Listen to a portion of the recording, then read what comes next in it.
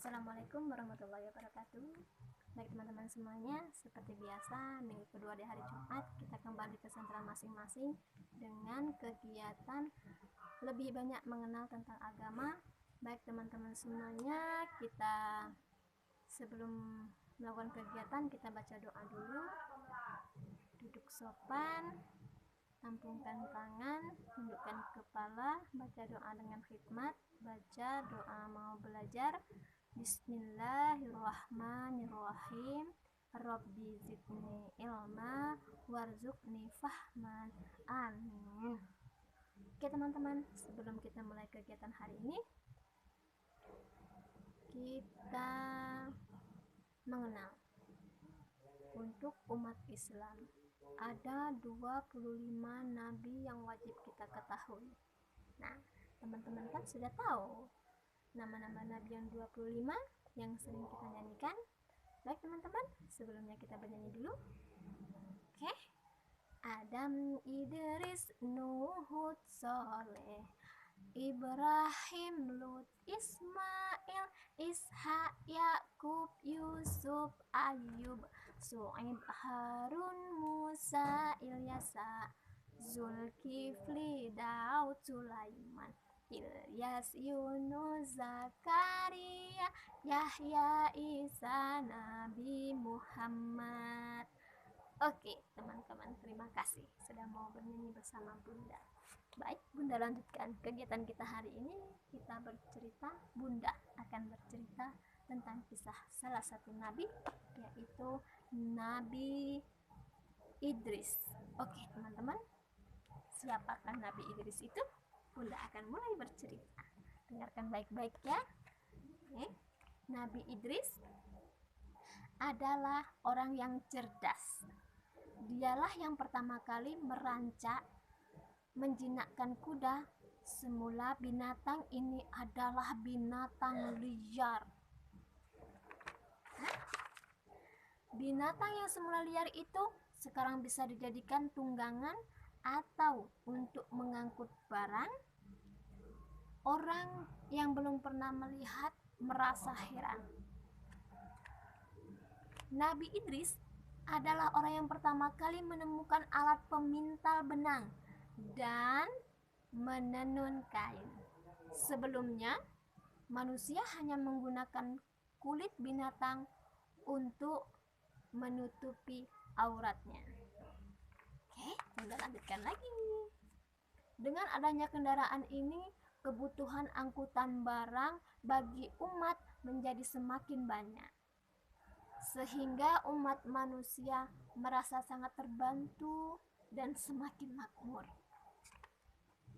Nabi Idris pula yang pertama kali mengajarkan ilmu baca, tulis, dan berhitung. Sebelumnya, umat manusia tidak mengenal ilmu baca tulis yang sangat berguna bagi peradaban atau perkembangan zaman. Oke teman-teman, lanjutkan lagi. Tapi dengan ditemukannya alat transportasi baru itu membuat iri kelompok lainnya, yaitu anak cucu Adam yang berasal dari Qabil. Mereka berencana sesuatu yang jahat. Anak cucu Qabil sudah berani mengganggu dan menjara hal milik anak cucu Habil. Jumlah mereka lebih banyak dan tumbuh lebih kuat. Mereka yang jahat dan suka menjarah kebanyakan adalah anak cucu Qabil. Sedang mereka yang baik-baik adalah keturunan Habil yang menjadi pengikut Nabi Idris. Mereka melaporkan kejahatan itu kepada Nabi Idris. Dari tahun ke tahun, perbuatan Bani Qabil semakin murka, jahat, dan kurang ajar. Genap berusia 82 tahun, Nabi Idris diangkat menjadi rasul untuk memberi perintah kepada seluruh anak manusia. Maka Nabi Idris segera melaksanakan tugasnya sebagai rasul, memberi peringatan kepada umat manusia agar kembali ke jalan Tuhan. Berkata Nabi Idris, "Hai saudaraku, berhentilah mengerjakan perbuatan jahat dan mungkar. Ikutilah jalan yang benar seperti yang diajarkan Nabi Adam dan Nabi Syis."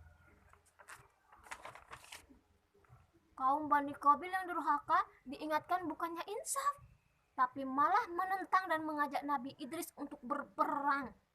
Maka Nabi Idris dan pengikutnya membuat benteng pertahanan. Oke teman-teman, kita lanjutkan ya ceritanya.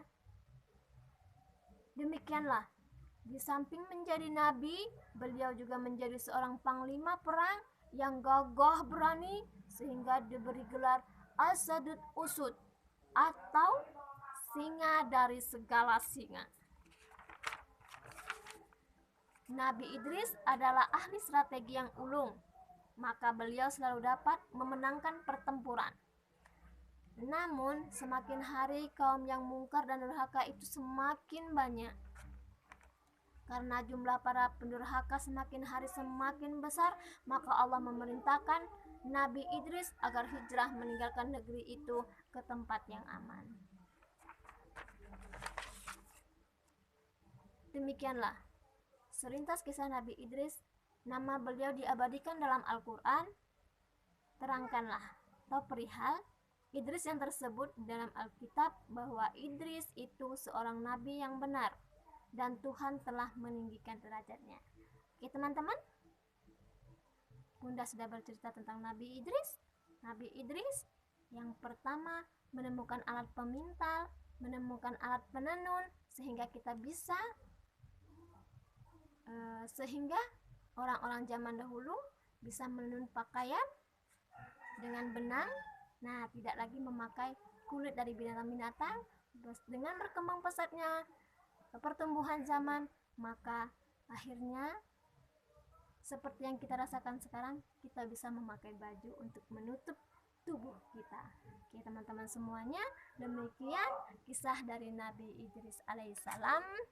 Semoga teman-teman bisa mengambil kisah baik dari ini. Bunda akhiri. Wassalamualaikum warahmatullahi wabarakatuh.